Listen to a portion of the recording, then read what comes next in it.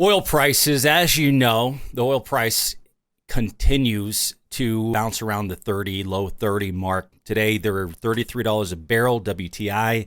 Brent crude, $35 a barrel. The news is so full of articles like this. U.S. shale collapse will lead to higher oil prices. Now, I'm not going to read all this. I've read this article over and over again. They keep taking the same manure and spreading it onto a new page. It's the same thing over and over again. Look, the news isn't going to tell you what's really going on. I mean, they're focused on the coronavirus. They're focused on the campaign of Joe Biden and Bernie Sanders. They're focused on how evil Trump is and how evil oil is and all of this news. And the focus on this power struggle between Putin and Saudi Arabia. But what we really need to focus on is why we're in this situation. We're in this situation because of Russia. It was Russia's decision to say, you know what, Saudi Arabia, we're not curbing output. In fact, we're going to continue to pump even more oil. That's what began the domino effect. But listen, Putin is only interested in one thing. That is power. The way Putin came into power in 1999 was because he lied to the Russian people and he dropped some bombs on an apartment. Okay. Here's the story that nobody's talking about. Okay. Russia is growing their military force in the Middle East. Trump gave him permission. Trump said, hey, why don't you guys fight ISIL? And we pulled our military out. And so I want you guys to watch this video and I'll weigh in on it. You had to be deaf, dumb, and blind not to see what was going on.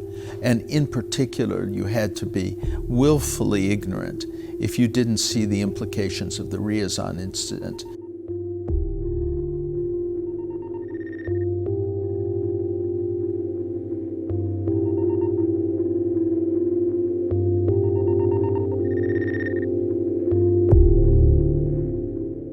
In the summer of 1999, the approval rating of former President Yeltsin was 2%. There appeared to be no chance whatever that Putin, who was designated by Yeltsin as his successor, could possibly become the next Russian president. The apartment bombings changed everything. It was said after those buildings went up that now we're living in a completely different country.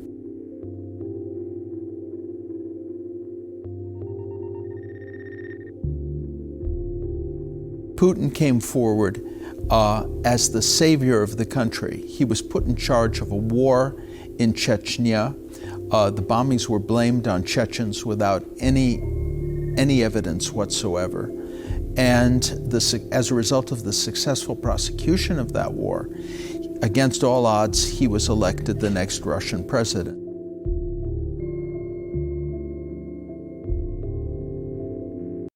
Putin used power to become the president of Russia.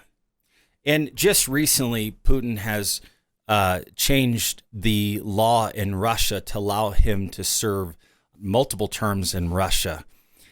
Listen, if Donald Trump tried to change the term to where he could serve another 8 years as a president, everybody would assume that he's a power-hungry world dictator trying to take control. Well, Putin did this.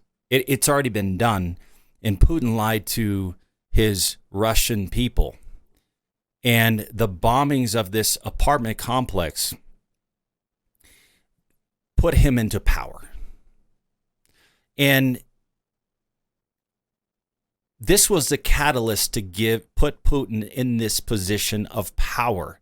And he's going to continue to maintain this source of power. A man with pride and a man that's as desensitized as Putin. I mean, think about it. He's okay with killing 200 people. And he used the military to get into power in order to maintain power in his mind, in his sick, twisted mind. This is a sick man, guys. And so he lied to his own people. If Donald Trump bombed and killed people to get into power, He would be destroyed in the media. Man of pride, he will show his agenda. They're so full of pride, they're not afraid to tell you what's really going on into their minds. So this is something he said, we're not going to fight against anyone.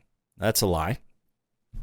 Putin told the interviewer, before continuing, we are going to create a condition so that nobody wants to fight against us. So his goal is to build, amass the world's most powerful military so nobody messes with them. Well, why would you want a military when no one would mess with you? So you could have control and power. And so this is something he said. Perhaps the audience he intends to reach more than any other is the U.S., acknowledging that the U.S. had beaten Russia by developing the first atomic bomb. Anyone that mentions this, hey, America beat us by being the first one to build the atomic bomb, he's competitive. He wants to beat America. He wants to be America. He wants to be a power broker. He wants to have the most powerful military force in the world. He is hungry for power. Okay, and anybody that's hungry for power, anybody that is doing it for competitive reasons, is being a leader for all the wrong reasons. The first strategic bombers and the first nuclear missiles, Putin now said that Russia's hypersonic weapon systems meant that Moscow was now in front. Can you imagine? This world-powered Putin is bragging about his hypersonic missile systems. And he's saying, hey, we're better than you, America. What is he planning in the Middle East? And that's, you got to get into a mind of a serial killer to know who he's going to kill next. He came into power by lying and by killing and by using military bombs. Putin's presidency has been characterized by his popularity as a leader, even if some of his critics would charge that popularity comes in part from his administration's readiness to keep political opponents from making their views heard. Failing living standards in recent years have threatened to take the shrine off that popularity. So first off, Russia is, their living standards are falling, and his focus is on his weapon systems. The only way to fund his military, the only way to increase the living standards of his Russian counterparts is by oil. He needs oil in order to fund his military research. He needs oil to fund his military force in the Middle East that is growing. And he needs oil to increase the living standards of his people. Why does he want to do that? Because this man wants power, and he's willing to do whatever it takes to maintain this power. He changed the laws in Russia to maintain the power longer than he should. He is defying America. He's willing to go head-to-head with American military force. If you read the news in Syria and in Libya and in Venezuela and in different parts of the Middle East, it will show that he defies America. He defies Saudi Arabia. If you are in the way of Putin, he doesn't care, because he doesn't think like everybody thinks. His mind is completely desensitized, okay? He doesn't think. If I was in his shoes, I would stay quiet. I'd stay put in Russia. I wouldn't have the guts that he has to send military forces in different parts of the world. And so here's the thing. We got a loose cannon in the Middle East. We got a man that's willing to do whatever it takes to maintain power. We have a man that's willing to drop bombs even on innocent people. So what is he going to do in the Middle East? Is he going to play the patty cake game where he pumps a bunch of oil hoping that Shell is put out of its misery? In the long game, in 3 or 4 years, that might help him. But Putin isn't a patient man. People that love power are the most impatient people. He probably can't sit down long enough to even watch a movie because his mind is focused on this chess game. I mean, how can a man like this sleep? He's got military forces in the Middle East. He is trying to maintain power. He's in power. He's killing people. He's making these backroom deals. If you look at Mr. Second, and he is been giving Putin wisdom about oil and gas since the 90s, okay? Mr. Second, who has worked alongside Mr. Putin since the 90s, when they served together as mid-level officials in St. Petersburg, has been lobbying for years against production cuts proposed by the Saudis. The cuts are aimed at putting a floor under oil prices, but Mr. Second argued that efforts to keep oil prices high by limiting output only spurred shale oil production in the United States. This, he said on Sunday, was pointless. Sergei, a professor of economics at Science in Paris and the former chief economist in the European Bank for Reconstruction and Development, said torpedoing the production agreement with OPEC, not all in Russia's interest, because it has only opened a price war with the Saudis and is unlikely to kill off competition from American shale oil companies. They won't die, but only go into hibernation, he said, of the American companies, which will lay off workers and mothball drilling rigs until prices recover to profitable levels. All the same, Mr. Second and others in Russia opposed to the alliance with the Saudis are unhappy to shoot themselves in the foot so long as they could shoot the Americans too. Putin knows that this strategy that he is doing right now by curbing out or by increasing output, it might not work. It might just put the shale even on the ropes even more, but is it really going to put them out of their misery? I mean, we've got hundreds of shale companies. It's not OPEC, where OPEC controls the voices of many countries. It is 100 different companies making 100 different decisions.